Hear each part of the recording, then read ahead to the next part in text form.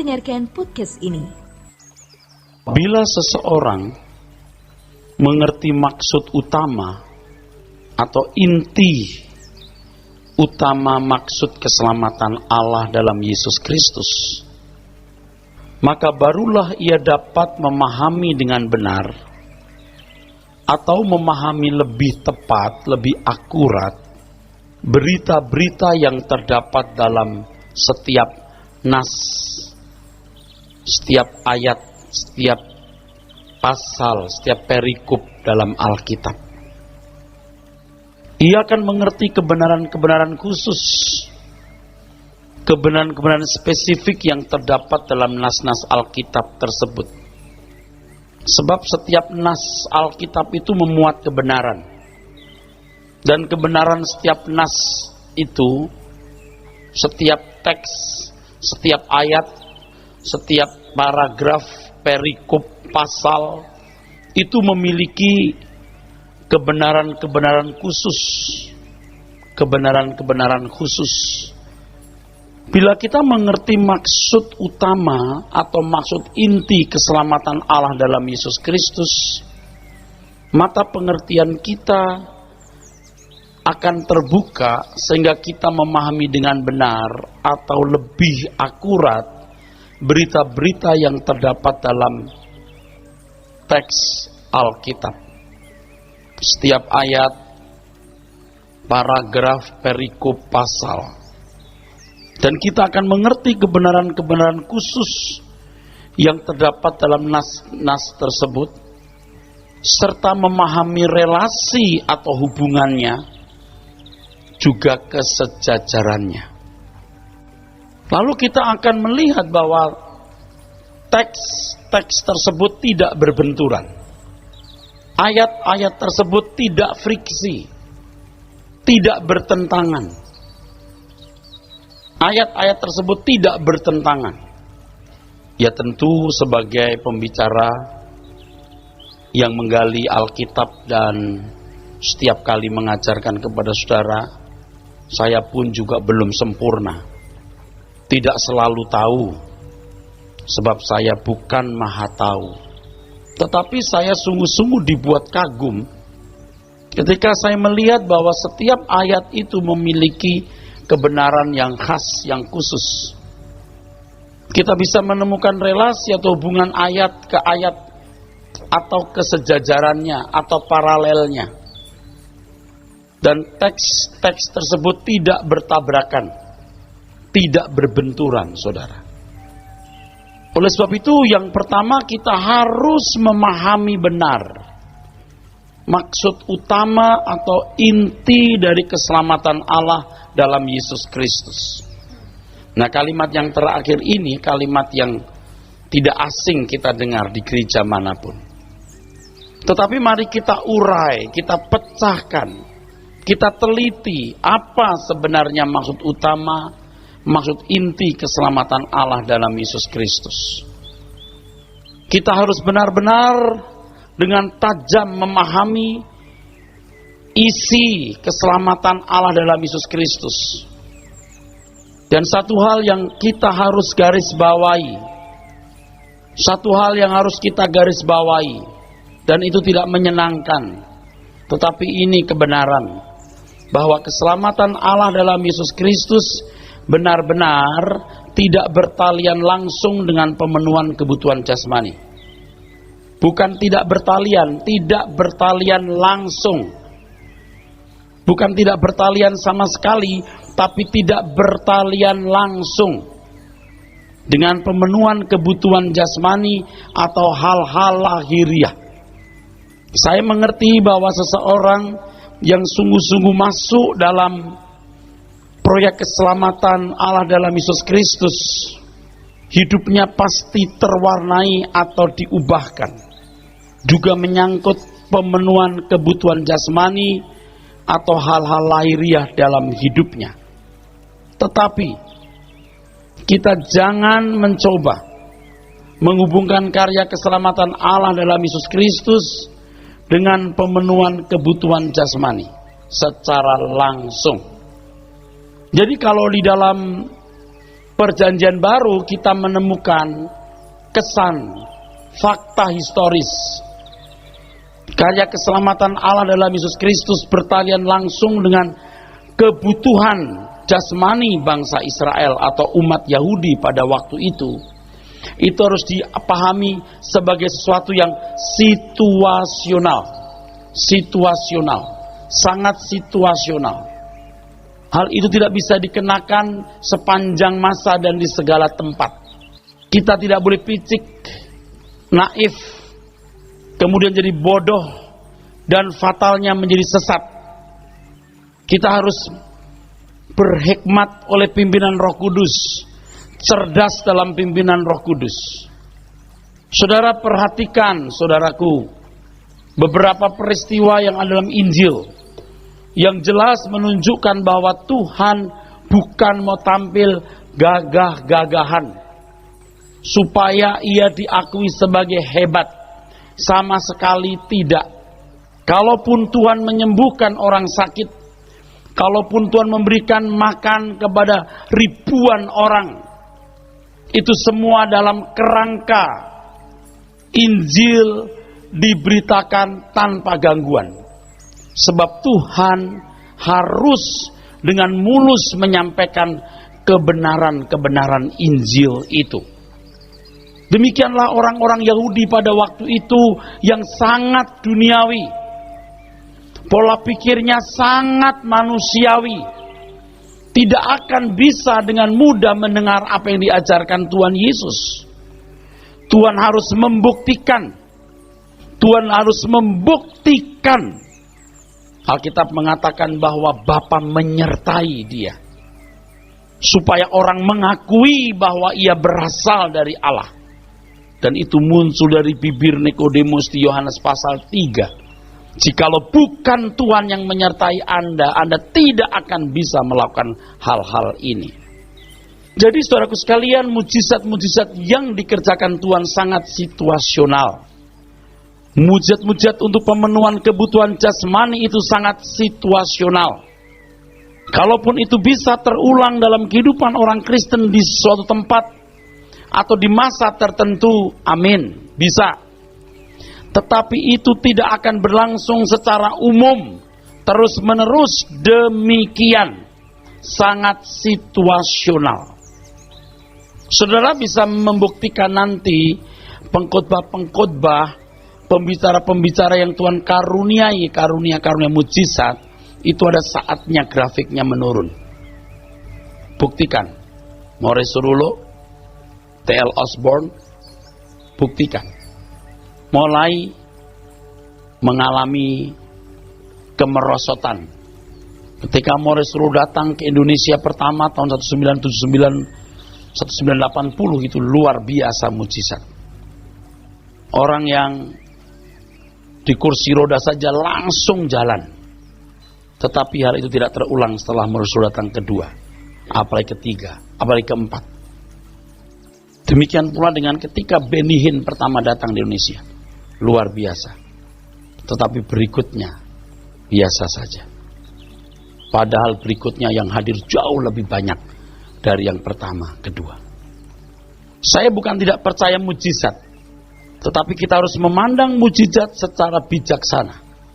Kita yakin Tuhan kita Tuhan yang dahsyat luar biasa, yang kuasanya tak tertandingi oleh siapapun dan apapun, dan mujizat masih terjadi hari ini. Ya iyalah, sebab Tuhan semesta alam yang maha kuasa. Saudara ingat bagaimana Tuhan melarang muridnya memberitahukan kepada khalayak ketika dia membangkitkan orang mati. Saudara membaca dalam Injil di mana Tuhan melarang murid-muridnya menceritakan tentang kemuliaan yang mereka lihat ketika Tuhan Yesus dimuliakan di atas gunung atau di atas bukit. Saudaraku sekalian, hal itu jangan kita artikan kita tidak boleh bersaksi kalau ada mujizat terjadi. Tuhan saja melarang. Oh, lihat konteksnya. Ketika Tuhan melarang itu supaya maksud utama kedatangan Tuhan, maksud utama inti keselamatan Allah dalam Yesus Kristus tidak disalah artikan.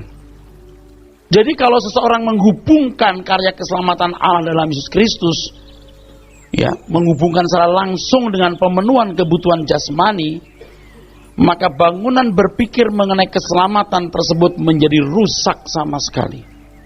Menjadi rusak sama sekali. Dan ini taktik iblis yang telah berhasil dilancarkan dan telah merusak iman yang murni banyak orang Kristen. Kalau saudara membaca Alkitab di awal pemberitaan Tuhan Yesus, yaitu khotbah di bukit di Injil Matius pasal 5, di sana Tuhan telah memulai Injilnya bukan dengan penampilan mujizat, tetapi Tuhan menunjukkan bahwa orang yang terpilih, umat kerajaan surga, mendahulukan kerajaan Allah. Kumpulkan harta di surga, bukan di bumi. Hal itu dimaksudkan agar pengertian mereka tidak menjadi tumpul. Kalau ada usaha menghubungkan langsung keselamatan Allah dalam Yesus Kristus dengan pemenuhan kebutuhan jasmani, maka hal itu akan membutakan pikiran, membutakan pengertian orang percaya terhadap Injil. Dan kalau orang salah memahami Injil, maka kacaulah dia memandang ayat-ayat dalam Alkitab yang lain. Kacau.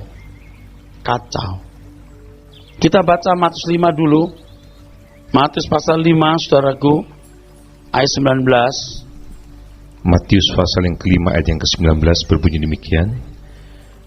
Karena itu siapa yang meniadakan salah satu perintah hukum Taurat, sekalipun yang paling kecil, dan mengajarkannya demikian kepada orang lain, ia akan menduduki tempat yang paling rendah di dalam kerajaan surga. Terus, tetapi siapa yang melakukan dan mengajarkan segala perintah-perintah hukum Taurat, ia akan menduduki tempat yang tinggi di dalam kerajaan surga. Terus, maka aku berkata kepadamu, jika hidup keagamaanmu tidak lebih benar daripada hidup keagamaan ahli-ahli Taurat dan orang-orang Farisi, sesungguhnya kamu tidak akan masuk ke dalam kerajaan surga. Oke, ayat 20 kita lihat.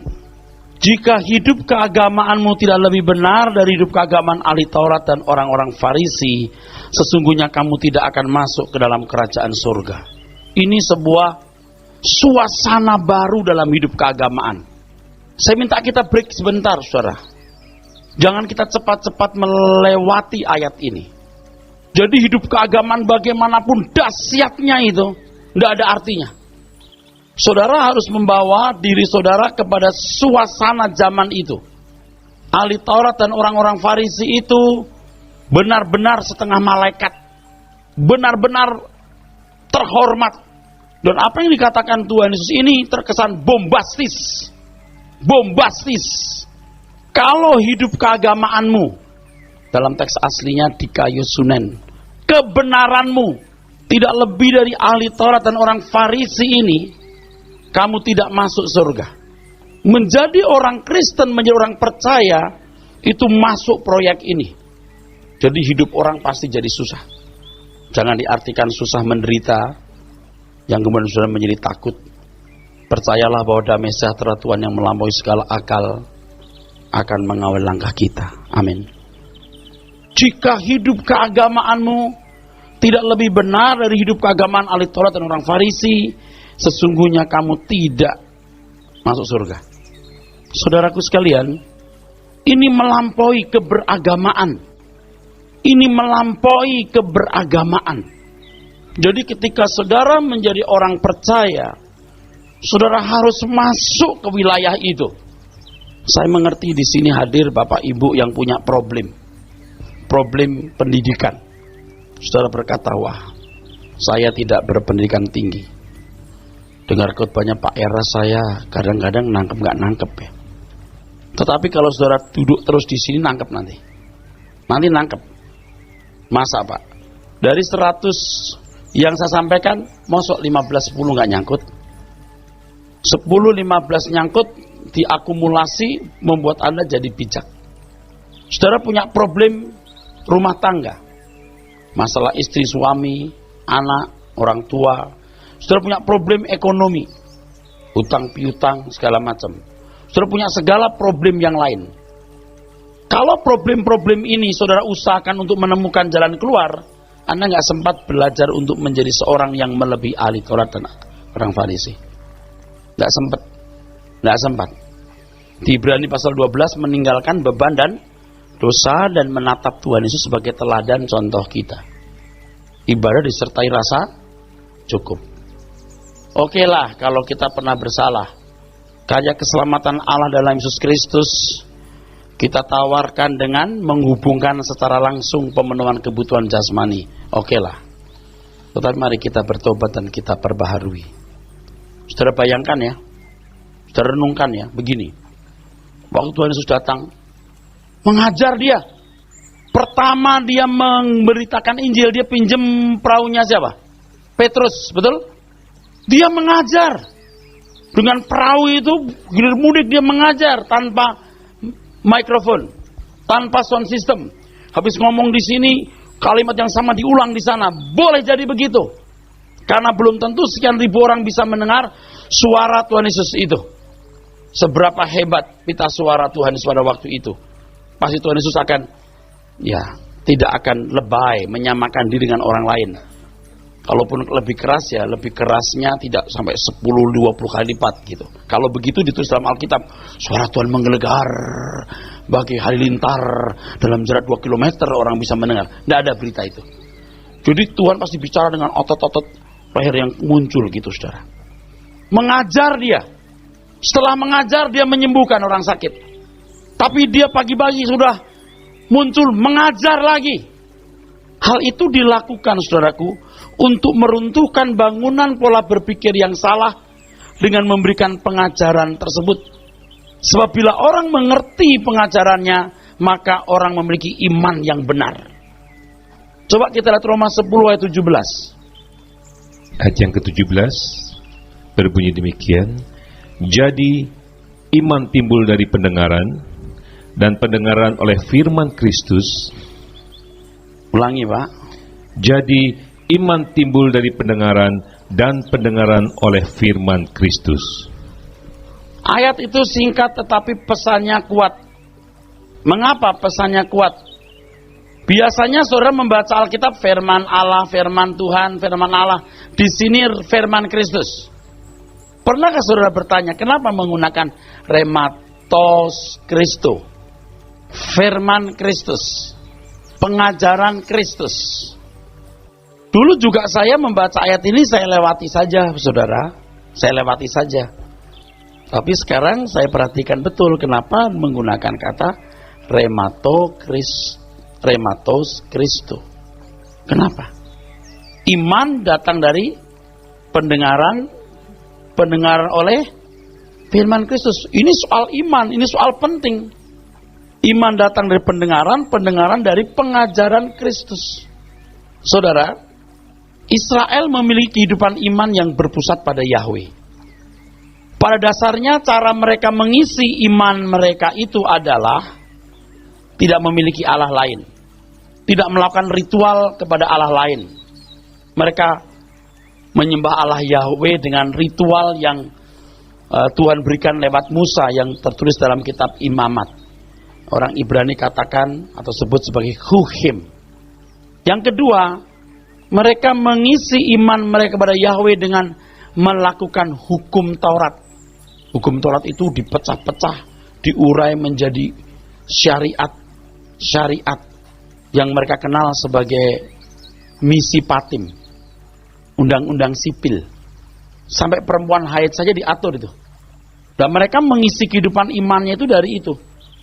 Tidak menyembah Allah lain, mereka mengadakan ritual kepada Yahweh. Yang kedua, melakukan syariat atau Taurat. Berbeda dengan iman kita. Iman kita berpusat kepada pribadi Kristus. Amin. Kita harus memahami apa yang diajarkan Kristus. Rematos Kristo. Kita harus memahami firman Kristus atau apa yang diajarkan Tuhan Yesus. Kita harus memahami apa yang diajarkan Tuhan Yesus dan meneladani kehidupannya. Nah, orang Kristen yang tidak belajar firman Tuhan dengan benar, tidak tahu inti utama, maksud utama keselamatan alam dalam Yesus Kristus, pasti tidak ngerti ini dan tidak melakukan. Dalam mengisi imannya itu sama dengan orang Yahudi, ritual kepada Tuhan dalam bentuk kebaktian, misa. Oke. Yang kedua, syariat. Firman Tuhan mengatakan, hukum-hukum Tuhan mengatakan, padahal di dalam kekristenan tidak ada syariat itu. Tidak ada yang namanya syariat. Hidup keagamaanmu harus melebihi ahli Taurat dan orang Farisi. Wah, ini melampaui keberagamaan. Ini melampaui keberagamaan, saudara-saudara. Iman yang berpusat kepada Kristus.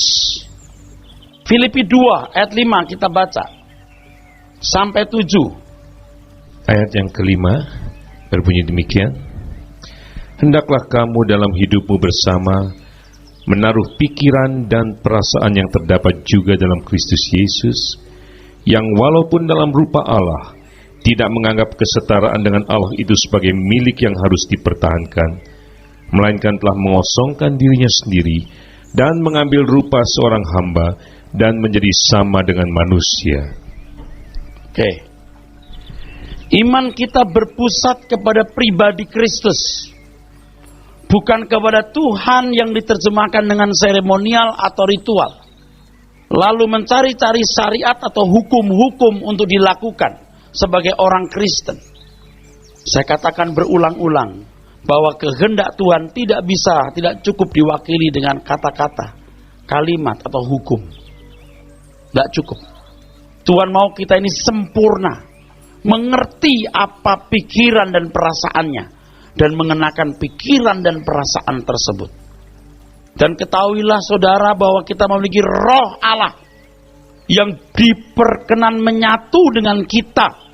Oleh sebab itu berita baik itu dimulai dengan Immanuel, Allah beserta kita.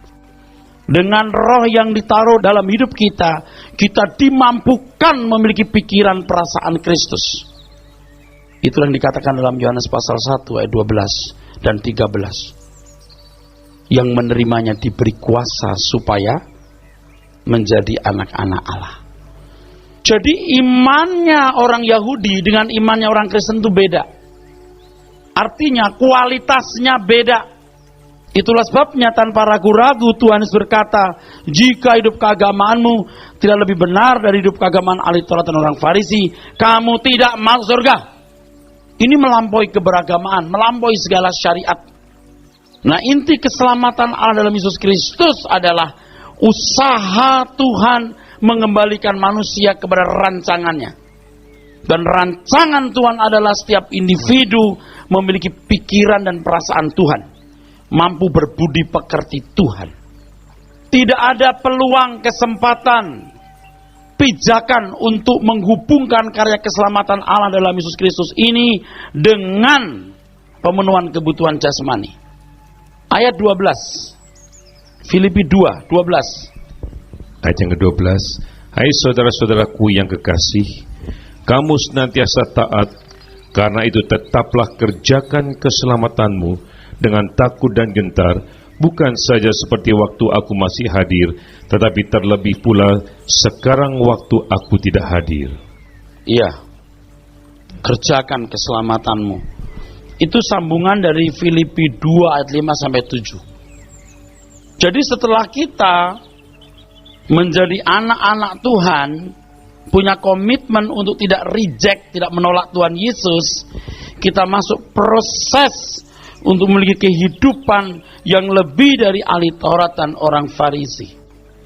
Nah, di sini saudaraku sekalian yang kasih, Tuhan mengajar terus supaya bangunan pola berpikir kita yang salah itu dirobohkan dengan memberikan pengajaran-pengajarannya.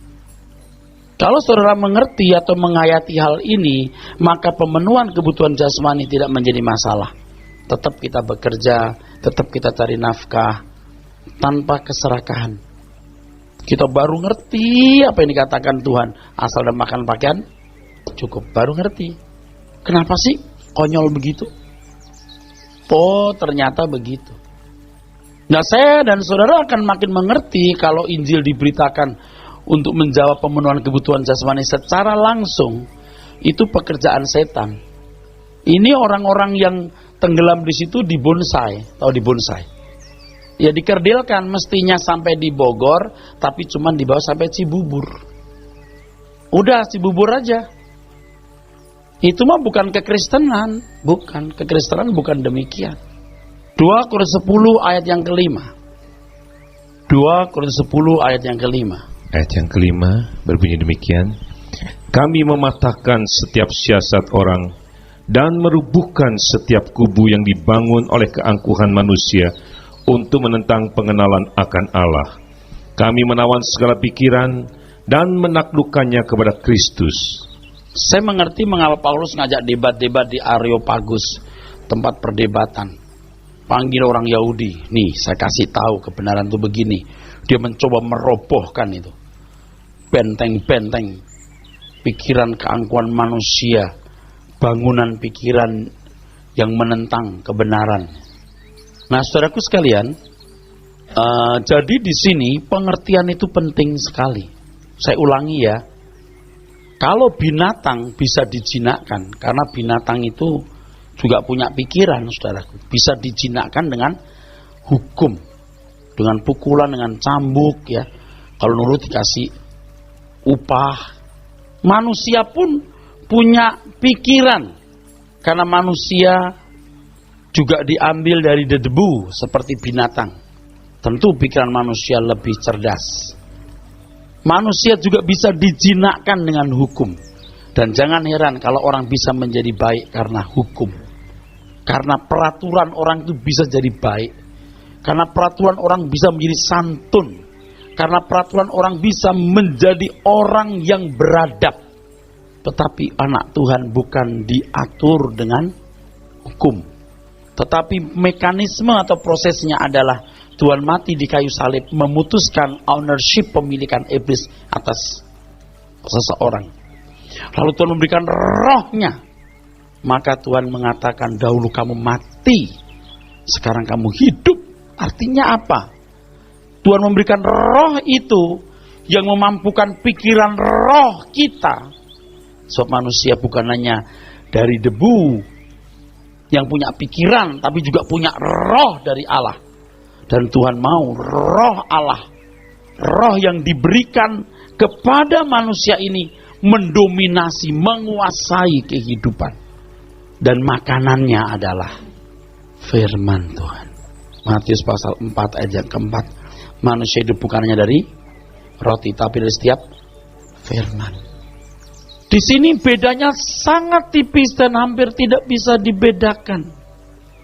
Pikiran manusia, kehendak manusia yang dilatih dengan Taurat atau syariat sehingga baik, dengan roh yang dihidupkan di dalam diri manusia untuk bisa menguasai seluruh kehidupan dengan kebenaran, dengan kebenaran.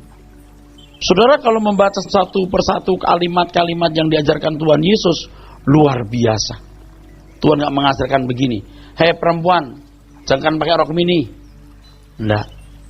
Tuhan mengajarkan hal-hal yang sifatnya batiniah, sangat batiniah. Dan roh Tuhan yang ditaruh dalam diri orang percaya dimampukan untuk menghidupkan roh kita, sehingga roh kita bisa menguasai seluruh kehidupan. Kamu dulu mati, sekarang kamu hidup, apanya? Saudaraku sekalian, jadi kita mengerti maksud utama keselamatan itu begitu. Jadi sekarang kita melihat kalau gereja sibuk jual jasa, itu dalam stadium tertentu masih bisa dimaklumi. Tahun pertama, tahun kedua untuk orang Kristen baru boleh, tahun keempat, kelima mungkin masih bisa. Tapi kalau terus-menerus begitu, menjadi alat setan membinasakan. Alat setan membinasakan. Kelihatannya baik, tapi bukan itu Injil yang benar. Bukan itu Injil yang benar. Mungkin saudara berkata, kalau begitu Pak Eras nggak peduli dengan masalah makan minum kami. Tuhan peduli sekali dan saya peduli. Dan saya mau beritahu bahwa Tuhan lebih peduli dari apa yang saudara bayangkan. Jangan karena janji berkat jasmani, janji kesembuhan, orang Kristen tidak menjaga kesehatan, orang Kristen tidak kerja keras. Dan faktanya, tidak sedikit orang-orang Kristen yang mati karena tidak menjaga kesehatan, miskin, dan tidak produktif karena tidak kerja keras.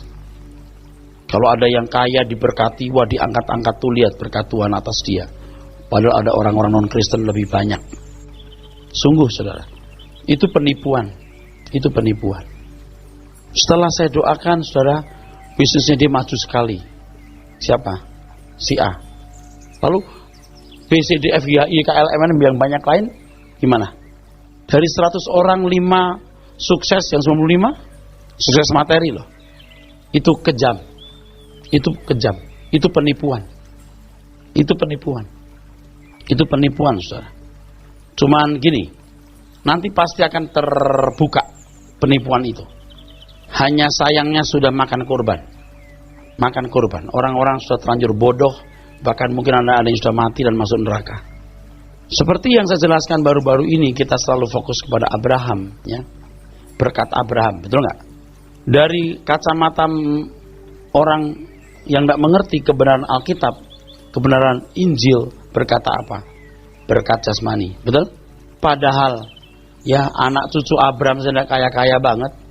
430 tahun jadi budak, lalu di padang gurun 40 tahun, di Kanaan hanya 700 tahun, selebihnya tercerai-berai. Baru tanggal 14 Mei 1948 baru merdeka. Apa makmurnya? Dibanding Jepang, oke, apalagi dibanding Tiongkok, tidak ada apa-apanya. Peninggalan apa yang dimiliki orang Yahudi hari ini? Peninggalan apa yang dimiliki orang Yahudi hari ini? Tapi coba peninggalan yang di Tiongkok, emasnya pun juga berbatang-batang. Betul saudara? Loh, Anda ngerti maksud saya? Kalah kaya orang Yahudi dengan orang Tiongkok. Banyak budaya-budaya yang luar biasa. Apa sih warisannya orang Yahudi hari ini?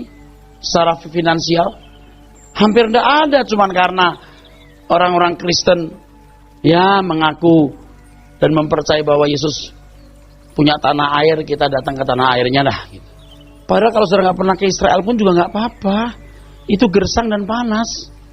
Yang pernah ke Israel tanya aja, gersang dan panas. Kalau musim dingin. Bukan nggak boleh ke Israel, silahkan. Saya sudah 2 kali ke sana. Perasaan sentimental kita aja menganggap itu luar biasa. Tempat Yesus dilahirkan hanya 3 biji, kita bingung mana yang benar. Itu kerjaan orang-orang Yahudi aja. Lalu kita akan berlayar di Danau Galilea. Lalu kita makan ikan Petrus. Ternyata ikan nila. Ya ampun. Ini kalau di Jakarta, ya iyalah kita bisa beli ikan nila. Sambelnya itu kita pikir sambal pedas, ternyata seperti jamu. Berkat Abraham itu apa? Tuh salah kan? Udah salah mengartikan. Nanti banyak ayat lagi yang diartikan salah. Dipahami keliru karena tidak mengerti maksud utama atau inti keselamatan Allah dalam Yesus Kristus. Kamu harus melampaui ahli Taurat dan orang Farisi. Kalimat ini sudah sering kita lupakan loh. Padahal muara kita itu di situ. Jangan kumpulkan harta di bumi, kumpulkan dari surga. Pikiranmu itu yang benar. Di mana hartamu, di situ hatimu berada. Nah, ada duniawinya sama sekali. Jadi karya keselamatan Allah dalam Yesus Kristus jangan dihubungkan langsung dengan pemenuhan kebutuhan jasmani. Kalau orang Israel, ya imannya orang Israel kan berpusat pada Yahweh, dan ekspresi iman mereka, cara mereka mengisi imannya dengan mengadakan kebaktian seremonial kepada Yahweh, tidak boleh kepada Allah lain, dan mentaati syariat atau Taurat. Orang Kristen kepada Tuhan Yesus Kristus dalam roh dan kebenaran, meneladani sikapnya, memiliki pikiran perasaannya, dan untuk itulah kita kerja keras mengerjakan keselamatan dengan takut dan gentar. Dengan takut dan gentar ya, artinya serius dan sungguh-sungguh. Serius dan sungguh-sungguh. Dulu ujian kelas 6, kelas 3 sampai kelas 3 SMA diselenggarakan oleh sekolah. Kalau anak bodoh bisa diluluskan. Daripada jadi biang kerok di SMA itu, udah diluluskan dengan nilai pas-pasan deh. Apalagi kalau orang tuanya malam-malam datang ke rumah guru atau wali kelasnya membawa parcel. Tolonglah Pak, itu mah bukan pemandangan asing kan? Sekarang ini ujian nasional, tegang anak-anak, takut dengan takut dan gentar. Sama loh, mengerjakan keselamatan dengan takut dan gentar. Memiliki pikiran perasaan Kristus itu mustahil. Tetapi bagi manusia mustahil, bagi Allah tidak mustahil kalau kita mau. Jadi fokusnya harus diarahkan sepenuh-penuhnya ke hal itu. Dan untuk itu, saudaraku sekalian, pengertian kita harus dibuka terus, dibaharui terus. Paulus mengatakan itu pikiran-pikiran yang bukan dari Tuhan itu dirobohkan. Oleh sebab itu ya kita jangan puas dengan apa yang kita sudah pahami selama ini. Bertumbuhlah terus. Nah, saudara, di sini kita memahami apa yang dimaksud dengan domba yang sesat itu. Apa? Domba yang sesat itu. Tuh Pak yang tiap malam ke diskotik. Itu Pak yang jalan-jalan sama jablay. Itu Pak yang gak pernah ke gereja. Sesat. Semua kita adalah domba sesat. Sesat di sini artinya kita terperangkap dalam keinginan yang tidak sesuai dengan pikiran dan perasaan Tuhan. Itu sesat.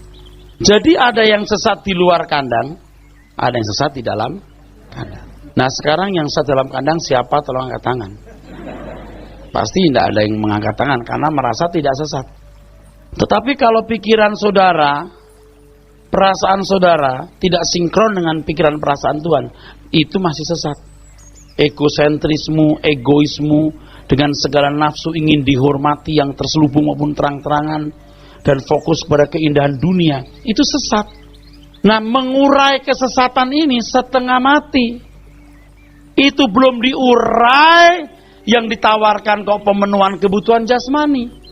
Apa nggak jadi kerdil, Pak?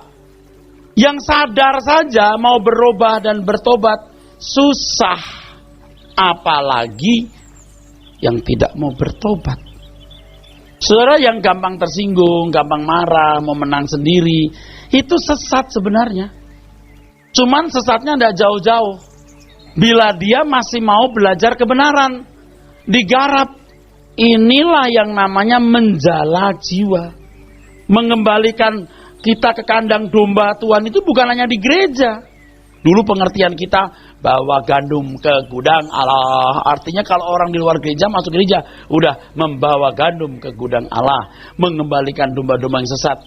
Nah kalau mereka masih dengan pikiran perasaan sendiri dalam hidup ini, pasti melukai orang dong, berduri dong, betul nggak? Fokusnya keindahan dunia, betul nggak? Itu sesat. Jadi setiap hari saya ini meluruskan orang-orang sesat. Akhirnya marah atau sungguh-sungguh ini? Kayaknya agak tersinggung ya. Amin. Amin ya biar aja, amin. Cuman kadar sesatnya itu tidak parah. Paling tidak seperti orang sakit yang datang ke dokter. Sebab memang hanya orang sakit membutuhkan dokter. Ahli Taurat orang Farisi itu tidak merasa butuh Tuhan loh. Nggak merasa butuh pengajaran yang debat aja melulu bawanya. Betul nggak? Kamu sakit nggak sadar sakit, gitu kan? Saya ini menjala jiwa. Bukan tidak mungkin di antara saudara ini masih seperti istri Lot, ibu Lot yang licin seperti belut, bulut yang kayak belut. Saya suka perhatikan orang-orang yang rajin ke suara kebenaran, tapi tersinggung sedikit masih marah gitu, nggak mau jujur dengan diri sendiri, masih sesat. Tapi bangganya suara kebenaran. Kita rajin suara kebenaran. Lo bilang suara kebenaran, sikap langkah you tidak menunjukkan pikiran perasaan Kristus, itu masih sesat. Nah sekarang bagaimana bisa orang yang masih duniawi kepada pembantu rumah tangga bawahannya sewenang-wenang, angkuh sombong, kolusian pejabat, lalu di gereja merasa sudah jadi domba Tuhan? Apa ndak rusak? Sakit kanker nggak sadar dirinya kanker, paling-paling rasa sakit panu. Coba, saya mau nanya, saudara sudah tidak sesat sama sekali? Saya tanya, masihkah ada kesesatan dalam pikiran perasaanmu? Nah, ini baru sembuh. Karena kalau saya jadi pasiennya Tuhan Yesus, tidak keburu sembuh, mati tetap ke surga.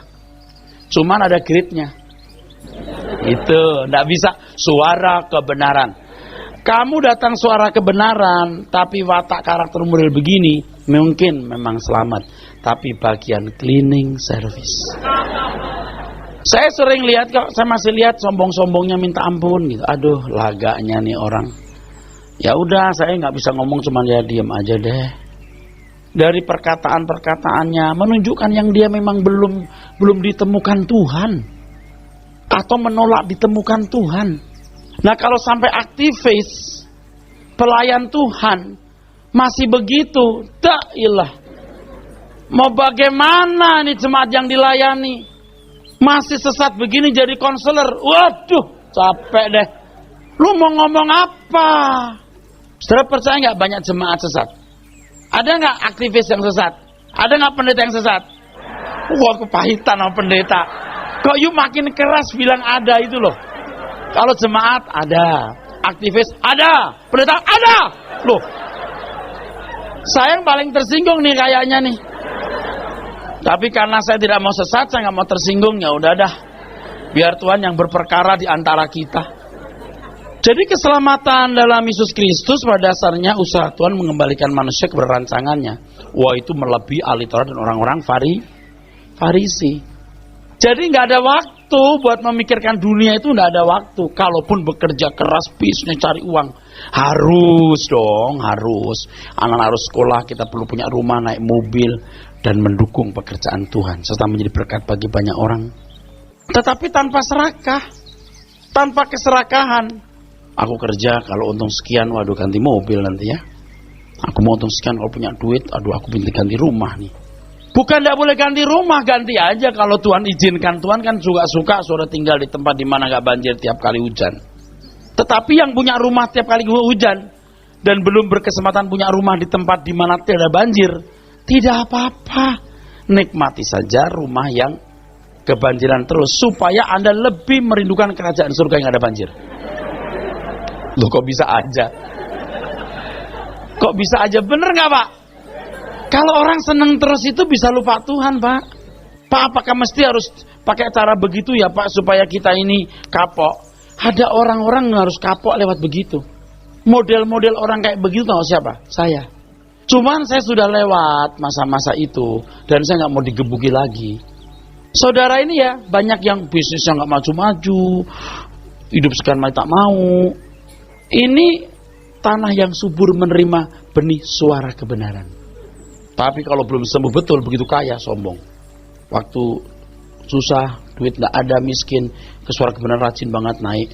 Bus, di bawah Alkitab begini nih. Nyanyinya begini. Begitu pakai berlian, safir, cat eye, bajunya mahal, jam tangannya berlapis emas, mobilnya mewah. Udah, bawah Alkitab gini. Puji Tuhan ini, puji Tuhan. Oleh kelompok orang Batak narinya begini, dia begini sendiri. Dia begini sendiri, lain sendiri. Aduh lagaknya, mendingan lu melarat, lu selamat loh. Jadi kadang kekayaan itu menyesatkan. Kalau ndak kuat-kuat memikul kekayaan itu sesat. Ndak kuat-kuat jadi orang terhormat itu menyesatkan. Nah sekarang kita dalam kondisi seperti ini kondisi yang paling tepat. Oke? Saudara harus mengerti bahwa keselamatan itu usaha Tuhan mengembalikan kita kepada rancangannya. Untuk proyek ini, waduh saudara, kerja keras. Nggak ada waktu buat mikirin dunia, nggak ada waktu. Kalaupun kita kerja, kita bisnis, tentu giat. Itu semua sarana supaya kita tidak terhalang dalam mencari Tuhan. Bagaimana kita bisa mencari Tuhan sementara anak nggak makan, nggak bisa sekolah? Nggak bisa toh. Kita nggak bisa mendukung pekerjaan Tuhan, nggak bisa. Makanya kita harus sungguh-sungguh. Nah sekarang saudara hitung dulu anggarannya. Mau diteruskan nggak jadi Kristen? Saudara mau diteruskan jadi orang Kristen nggak? Kita sudah melihat penyesatan yang begitu dahsyat dan kita telah tersesat juga. Ingat iman tadi? Imannya orang Yahudi, betul? tidak punya Allah lain, hanya punya Yahweh, melakukan ibadah kepada Yahweh. Itu isi iman mereka atau cara mereka mengekspresikan imannya. Lalu melakukan syariat. Kristen tidak. Tuhan Yesus fokusnya. Ini kerja keras. Oleh sebab itu kalau saudara membaca Alkitab, semua orang Kristen itu harus jadi abri. Abrinya Tuhan. Semua orang Kristen harus jadi hamba Tuhan. Semua orang Kristen harus full time. Amin ya? Harus full time. Full time di tempat masing-masing. Dengan motivasi yang benar. Saya jelaskan lagi soal full time nanti. Saya harus menjelaskan lagi. Sekarang Ibrani 12 ayat 1 kita baca. Ayat yang pertama berbunyi demikian. Karena kita mempunyai banyak saksi, bagaikan awan yang mengelilingi kita, marilah kita menanggalkan semua beban dan dosa yang begitu merintangi kita, dan berlomba dengan tekun dalam perlombaan yang diwajibkan bagi kita. Wajib. Ada perlombaan yang wajib. Terus? Marilah kita melakukannya dengan mata yang tertuju kepada Yesus. Tuhan Yesus itu objek iman kita. Terus? Yang memimpin kita dalam iman. Ya. Dan yang membawa iman kita itu kepada kesempurnaan. Ya. Bagaimana bisa? Baca ayat berikutnya. Yang dengan mengabaikan kehinaan, tekun memikul salib, ganti sukacita yang disediakan bagi Dia yang sekarang duduk di sebelah kanan tahta Allah. Haleluya. Terus? Ingatlah selalu akan Dia yang tekun menanggung bantahan yang sehebat itu terhadap dirinya dari pihak orang-orang berdosa. Ya. Supaya jangan kamu menjadi lemah dan putus asa. Ya. Saudara ya, yang mendengar firman ini, saudara hari demi hari pasti makin dibuka. Betul? Itu nggak sekaligus blek banyak, enggak. Step by step. Saudara ya, bayangkan orang yang tidak dibukakan pikirannya. Itu buta sama sekali. Buta. Mata adalah melihat tubuh. Kalau matamu gelap, gelaplah seluruh tubuhmu. Jadi kalau pengertianmu gelap, gelap seluruh hidupmu. Kenapa bisa begitu? Ayat sebelumnya mengatakan, jangan kumpulkan harta di bumi. Sebab kita diajar untuk mengumpulkan harta di surga. Apa itu mengumpulkan harta di surga? Bertumbuh untuk masuk rancangan Tuhan, berpikir dan berperasaan seperti Kristus. Amin.